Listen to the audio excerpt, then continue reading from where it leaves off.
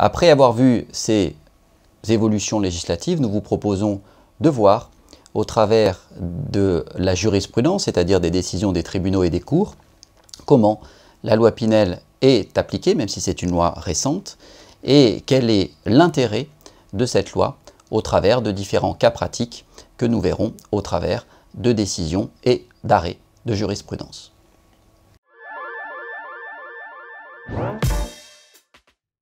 Si on veut résumer les conséquences de la loi Pinel, on peut dire que c'est la fin du bail commercial à l'ancienne. Le bail commercial à l'ancienne, c'était je prends un local commercial, j'ai la propriété des murs, je ne garantis que le clos et le couvert, c'est-à-dire la toiture et la fermeture en quelque sorte.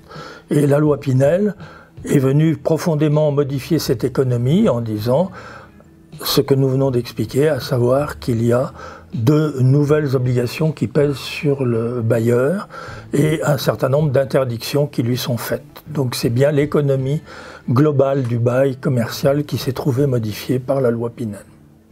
Nous vous proposons donc à présent de voir au travers de certaines décisions comment est appliquée la loi Pinel et quels sont les intérêts, bien sûr, de l'évolution législative.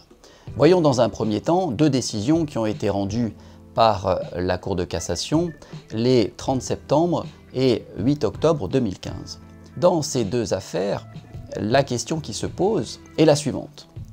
Est-ce que le cessionnaire, c'est-à-dire l'acquéreur d'un fonds de commerce et du droit au bail, doit être tenu pour responsable des infractions, des négligences, des irrégularités qui auraient été commises par son cédant, par son vendeur, dans le cadre de sa propre exploitation.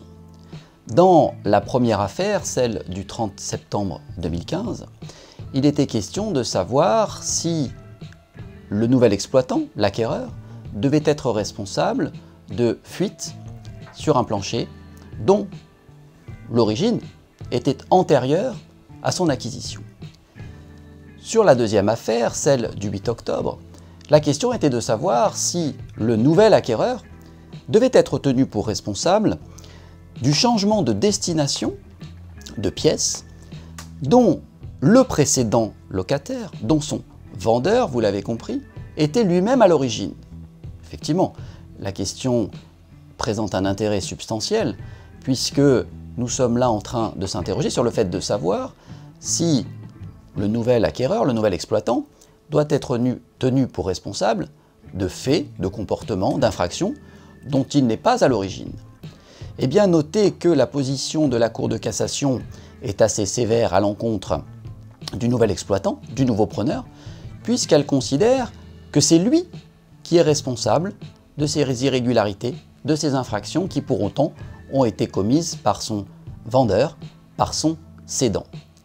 C'est extrêmement grave comme position, puisque cela signifie que le nouvel exploitant va subir les conséquences et va pouvoir subir les conséquences d'un commandement qui pourra être délivré par le bailleur, d'avoir à remettre la situation en état, mais surtout un commandement visant la clause résolutoire. C'est-à-dire que, à défaut pour le nouvel exploitant de régulariser la situation, passé le délai d'un mois, eh bien son bail se trouvera résilié du fait de ces infractions qui, je le répète, ne sont pas imputables au nouvel exploitant.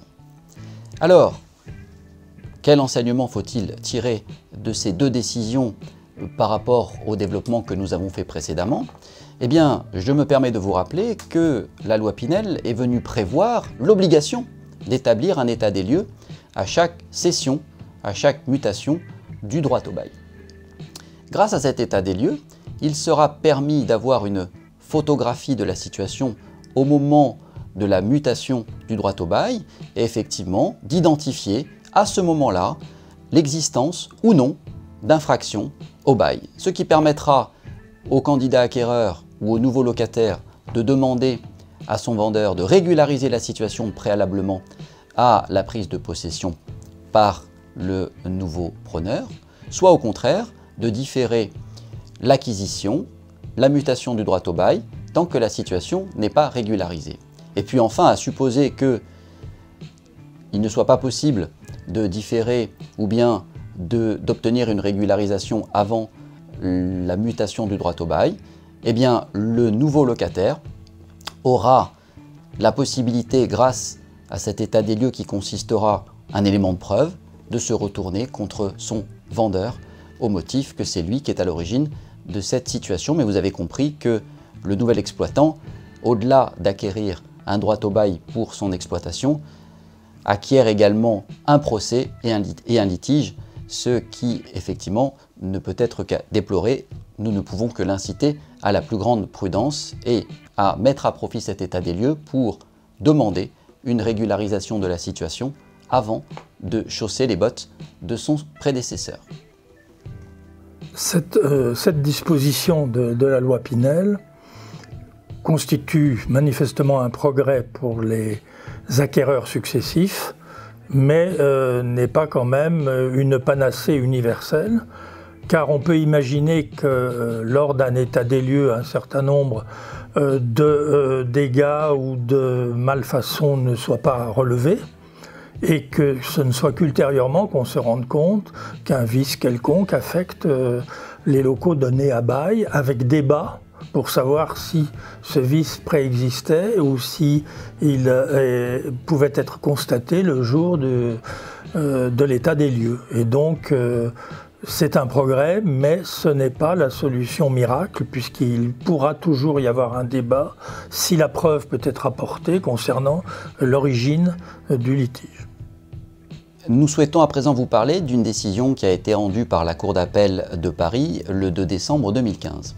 Dans cette espèce, le locataire a fait appel à un huissier de justice pour délivrer un congé à l'endroit de son propriétaire bailleur.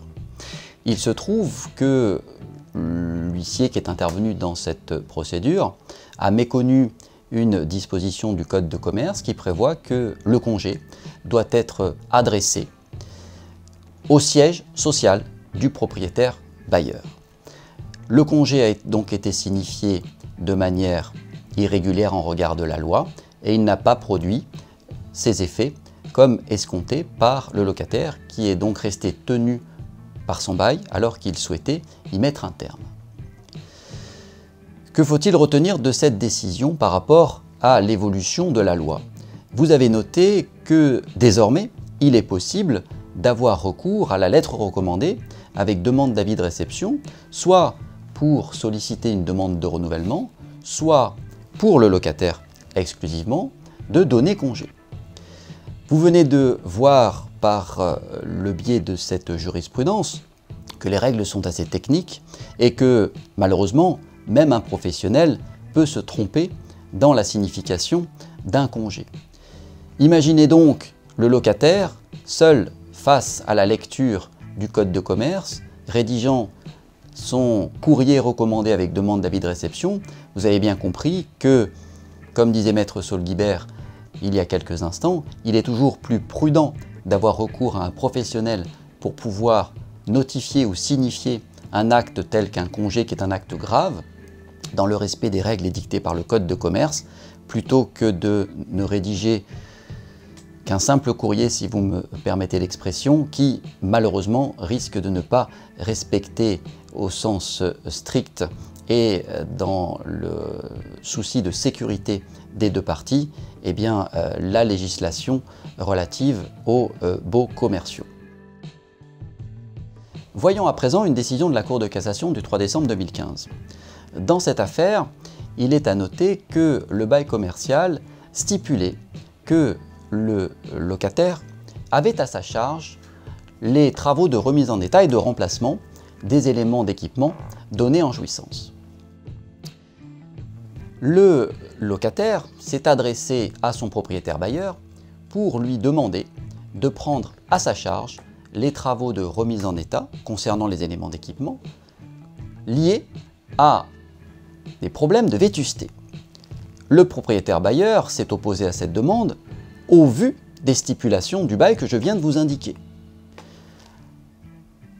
Les juridictions ont eu à se prononcer sur ce litige, sur cette opposition entre le propriétaire et le locataire, Et la juridiction qui est intervenue a donné raison au locataire malgré la stipulation du bail que je vous ai indiqué. Pourquoi? Eh bien, parce qu'il ne vous aura pas échappé que le fait de stipuler dans le bail que le locataire reste responsable des travaux de remise en état et de remplacement des éléments d'équipement ne contient pas la mise à la charge de la vétusté de manière expresse, de manière précise. Or, la jurisprudence est très sévère dans son appréciation par rapport aux stipulations du bail, et ce qu'il faut retenir, c'est que, à défaut de stipulation précise et expresse de mise à la charge de la vétusté à l'endroit du locataire, eh bien la vétusté doit rester à la charge du propriétaire bailleur. Et la stipulation que je vous ai indiquée il y a quelques minutes, à savoir remise en état et remplacement des éléments d'équipement, ne saurait être considérée comme synonyme de mise à la charge de la vétusté à l'endroit du locataire. En regard des développements que nous avons faits sur l'évolution de la loi et la réforme de la loi Pinel, eh bien, vous aurez noté que désormais, il ne serait plus possible de mettre à la charge du locataire la vétusté, quelle que soit l'hypothèse du dossier en question. Désormais, il n'est plus possible de mettre à la charge du locataire non seulement les gros travaux de l'article 606, mais également les conséquences de la vétusté. Il en résulte que, quelle que soit la rédaction de la stipulation du bail, eh bien, même si il était prévu que la vétusté était à la charge du locataire, cette clause serait réputée non écrite. Cette solution, apparemment très tranchée telle qu'elle résulte de la loi Pinel, ne veut pas dire qu'il n'y aura pas de litige concernant cette disposition. En effet, par exemple, qu'est-ce qu'un usage normal de la chose? Qu'est-ce qu'un usage abusif de la chose? Et donc il pourra toujours y avoir une discussion qui puisse prospérer, y compris devant les juridictions, pour savoir si ce dont se plaint le bailleur est une vétusté normale ou une vétusté anormale. Et dès cet instant, un champ assez considérable s'ouvre pour des litiges entre bailleurs et locataires. Voici à présent une décision de la Cour d'appel d'Aix-en-Provence du 20 octobre 2015. Cette décision porte sur ce que l'on appelle le point de départ de la demande en requalification d'une convention non soumise au statut des baux commerciaux en une convention qui serait dès lors un bail commercial. Avant la réforme, nous avons évoqué il y a quelques instants que les conventions de courte durée, puisque c'est cela dont il s'agit, un bail de courte durée, ne pouvaient avoir une durée supérieure à 24 mois. Aujourd'hui, la durée maximale, c'est 36 mois. Nous sommes dans l'état d'une affaire qui est antérieure à la réforme, c'est-à-dire que la loi ne prévoyait que la possibilité de conclure un bail de courte durée de 24 mois maximum. Voilà deux parties qui décident de conclure un bail de courte durée pour une durée de 36 mois. Vous avez donc compris qu'à l'époque, il n'était pas possible de prévoir une durée aussi longue, il fallait rester dans la durée maximale de 2 années. Au terme de ces 36 mois, le locataire décide de saisir le tribunal pour demander la requalification de cette convention de courte durée non soumise au statut des baux commerciaux en bail commercial. Le locataire est débouté de sa demande. Il ne vous a pas échappé au travers de nos développements que nous vous avons indiqué qu'il suffisait de dépasser le délai initialement prévu lorsque nous étions dans le cadre d'un bail de courte durée pour immédiatement pouvoir se prévaloir du statut des baux commerciaux. Vous allez donc penser que la position des juridictions est contradictoire par rapport à ce que nous vous avons indiqué. Eh bien, ce n'est pas le cas, parce qu'il faut introduire une précision, et une précision substantielle. C'est le délai d'action. Le délai d'action qui est prévu par l'article L145-60 du Code de commerce. Cet article prévoit que toutes les actions relatives à un bail commercial, toutes les actions en justice, doivent être introduites dans un délai de 2 ans. Au cas d'espèce, voilà une convention qui est prévue initialement pour 36 mois, c'est-à-dire 3 ans. Le locataire décide d'agir au terme de ces 36 mois. Vous avez compris qu'il est au-delà du délai de 2 ans, et donc que sa demande se heurte à la prescription prévue à l'article L145-60. L'enseignement qu'il faut en tirer est le suivant. Le point de départ du délai d'action, c'est le jour où toutes les conditions sont réunies pour pouvoir se prévaloir d'un bail commercial. En l'occurrence, dans la mesure où la convention a été prévue dès le départ pour 36 mois alors qu'elle ne pouvait l'être que pour une durée de 24 mois, eh bien le locataire savait dès le premier jour qu'il pouvait se prévaloir d'une requalification en bail commercial. Le délai d'action a donc commencé à courir à compter du premier jour. Si nous nous plaçons à présent sous l'empire de la loi actuelle et de la réforme, la réforme prévoit qu'il est possible de conclure une convention de 36 mois. Cette convention aurait donc été valable. Le point de départ n'aurait donc plus été, le point de départ du délai d'action n'aurait donc plus été le premier jour de la signature de la convention, mais à ce moment-là, il aurait été le premier jour qui suit le terme de la convention de courte durée, c'est-à-dire les 36 mois. Vous avez donc compris que, en fonction de la loi applicable, mais également de l'application de ce délai de prescription, le point de départ de l'action en requalification change de manière importante, avec des conséquences tout aussi importantes, puisqu'à défaut d'agir dans le délai prévu à cet effet, la demande de requalification ne peut pas prospérer, alors que sur le fond, le locataire était dans son bon droit. Cette décision est aussi intéressante dans la mesure où elle permet par extension de rappeler une règle qui est extrêmement importante en matière de baux commerciaux, ce qui vient d'être développé sur la requalification, à savoir que si on est dans le régime de l'action, il convient de tenir compte des délais éventuels de prescription, ce que vient d'expliquer Maître Lénuzin, alors que si on est sur le terrain de l'exception, c'est-à-dire qu'on se défend contre une demande d'expulsion, à ce moment-là, cette règle de prescription ne s'oppose pas et n'est pas opposable, de telle sorte que, de façon un petit peu curieuse, la personne qui n'est plus dans le délai lui permettant de se prévaloir de son droit a intérêt à laisser venir son contradicteur, mettre en cause son statut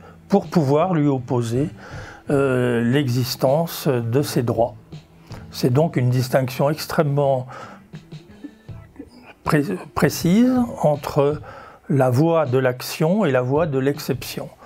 Vous êtes dans la voie de l'action, vous êtes tenu par les délais de prescription, vous êtes dans le domaine de l'exception, vous n'êtes pas tenu par les délais de prescription. Nous souhaitons conclure cette étude de la jurisprudence par une décision de la Cour d'appel de Grenoble du 29 octobre 2015. La question qui se posait était la suivante. Pour pouvoir bénéficier du statut des baux commerciaux, eh bien, l'article L145-1 du Code de commerce prévoit qu'il faut d'une part exploiter ce que l'on appelle un local, des murs, d'autre part il faut exercer une activité commerciale, industrielle, artisanale, voire libérale, et enfin, et c'est ce qui nous intéresse, être immatriculé soit au registre du commerce et des sociétés, soit au répertoire des métiers. La question qui était évoquée devant la Cour d'appel de Grenoble était de savoir si l'auto-entrepreneur, qui n'était pas soumis à l'obligation d'être immatriculé ni au registre du commerce et des sociétés, ni au répertoire des métiers, eh bien, pouvait tout de même bénéficier du statut des baux commerciaux, nonobstant cette non-inscription, cette non-immatriculation. Eh bien, la Cour d'appel de Grenoble a considéré que l'auto-entrepreneur n'avait pas l'obligation d'être immatriculé au RCS ou au RM pour bénéficier du statut des baux commerciaux et que son inscription, son affiliation à l'URSSAF suffisait. Ce qui est effectivement une décision de bon sens. Il n'était pas question de priver l'auto-entrepreneur du statut des baux commerciaux alors qu'il était dans les critères que j'ai évoqués précédemment, location de murs et exercice d'une activité commerciale, industrielle, artisanale. Il est à noter que cette décision a été impactée par la loi du 18 juin 2014, puisque désormais, il faut retenir que l'auto-entrepreneur doit s'immatriculer au registre du commerce et des sociétés et que la question ne se pose donc plus de savoir si l'affiliation, l'immatriculation à l'URSSAF doit être assimilée à une immatriculation au registre du commerce et des sociétés ou au répertoire des métiers, ce que avait jugé la Cour d'appel de Grenoble. Mais il faut quand même noter cette décision qui concerne notre juridiction et qui aujourd'hui a été entérinée par le législateur selon les modalités que je viens d'indiquer.